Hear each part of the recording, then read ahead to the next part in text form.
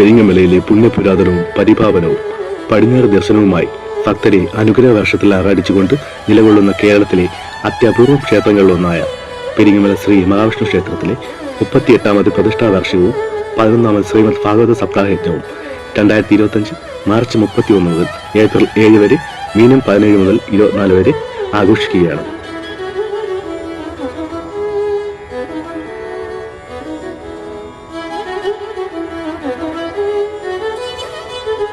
അർജുന പൗത്രനായ പരീക്ഷത് മഹാരാജാവ് തക്ഷക ശാപം മൂലം മരണഭയം നേരിടുമ്പോൾ അദ്ദേഹത്തിന്റെ ഹൃദയവേദ മനസ്സിലാക്കിയ സാക്ഷാൽ വ്യാസപുത്രനായ ബ്രഹ്മശ്രീ ശുഗൻ 18 പുരാണങ്ങളിൽ ഉത്കൃഷ്ടമായ ശ്രീമദ് ഭാഗവതം ഏത് ദുഷ്കർമ്മത്തെയും ഉന്മൂലനം ചെയ്യാൻ കഴിവുള്ളതും ഉത്തമവുമായ ദിവ്യ ഔഷധമാണെന്നും അത് ശ്രവിക്കുന്നതും പാരായണം ചെയ്യുന്നതും പുണ്യമാണെന്നും അദ്ദേഹത്തെ ഉപദേശിക്കുന്നു.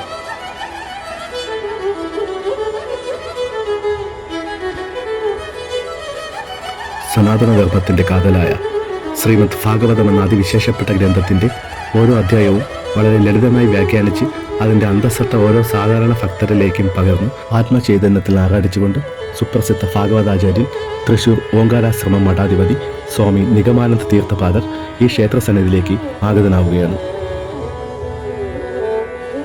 നാടിന്റെ സമസ്ത മേഖലയ്ക്കും സർവോപരി മനസ്സിനും നവഭാവുകത്വം പകരുന്ന പൗരാണിക സൂക്തധാര അനുഭവിക്കുവാൻ ഏവരെയും ഈ യജ്ഞശാലയിലേക്ക് ഭക്ത്യാദരപൂർവ്വം സ്വാഗതം ചെയ്യുന്നു.